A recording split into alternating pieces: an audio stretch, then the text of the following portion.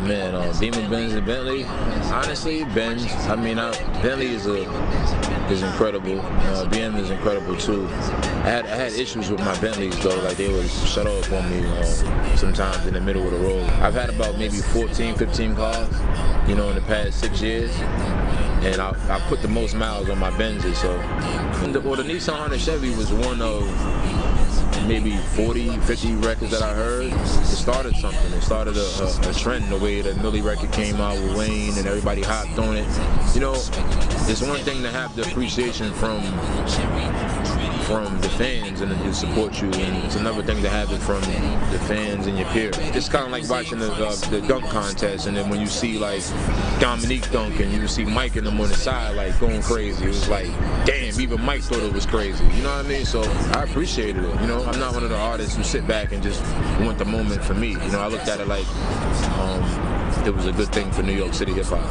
Well, one of the reasons why I named the album Hunger for More Part 2 is because it had a lot of similarities. Like, I felt like the success of Beamer, Benz, and Bentley, it came at a time where I was independent. I was independent for the last couple of years. A lot of people didn't know that. I was working out my home. I had built a studio, one of the first things that I did with my money, and never stopped recording. Always kept wanting to be better, for myself. There was times where the industry would irk me to the point where I would feel like it was a system. When you make it big as an artist, the label heads, everybody who's making money off you, they want to make more money, so they tell you a vision of how you can be bigger, and sometimes it takes you from your element and the things that got you there, talking to them. That frustrated me. And I think it was one of the reasons why I was able to think with a clear head, independent. There was nobody in my ear. And the mixtapes, there was no distractions. It was just me talking to my neighborhood. And damn near every neighborhood is like mine. So with that in mind, I didn't change. But I feel like Beamer, Benz, and Bentley had me feeling like a new beginning. So I wanted to continue from HFM 1 to Part 2. And if whoever forgot, man, to remind them of who I am and why you loved me to begin with. And at the same time, bring new fans in. The record Any Girl came together. I actually recorded it around the same time I did Beamer, Benz, and Bentley. In my whole career, 8, 9 years in hip hop, I never really ventured off into the nightclubs and couldn't do a lot of things, And I got so used to being places where I had obligations to be and it being profitable for me that I didn't go out when it didn't make sense to, And within that time period between albums, I decided to go out into the nightlife and grab the post of the city, man. And I made records like Beamer, Benz, and Bentley, Any Girl, another record I have called On the Double. They were all kind of like in the same club feel, and it felt like a brand new sound for me.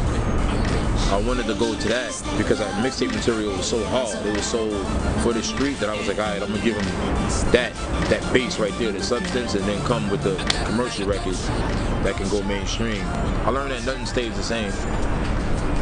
So I think that'd be the best advice for all the new artists that's coming up in the game and you feel like you're untouchable. Everybody has their run. You got your G Units, you got the Cash Moneys, the Murder Inc., the Rough Rider, Bad Boy, No Limit.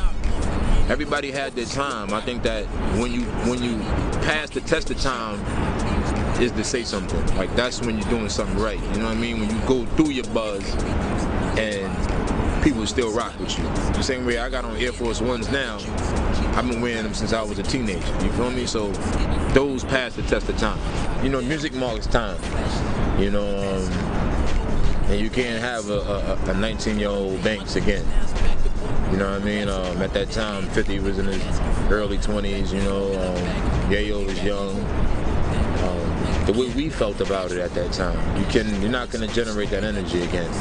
But I think that it opened up lanes for artists like, like your Drake or somebody who has had success from a mixtape, you know what I mean? Like, so that's the new spin-off.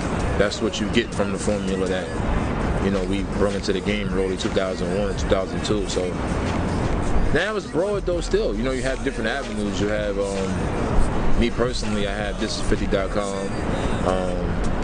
And I pay attention to all the blogs, all the hip-hop sites, and that was how I got back into position, is paying attention to the comments. Even though I couldn't change how people felt immediately, I knew I would over time. And my goal was to turn every hater into a supporter. Hey yo, what's up, man? It's your boy, the PLK, Lloyd Banks. You know, I'm tuned in, locked in right here, the urbandaily.com, boy. Let's get it.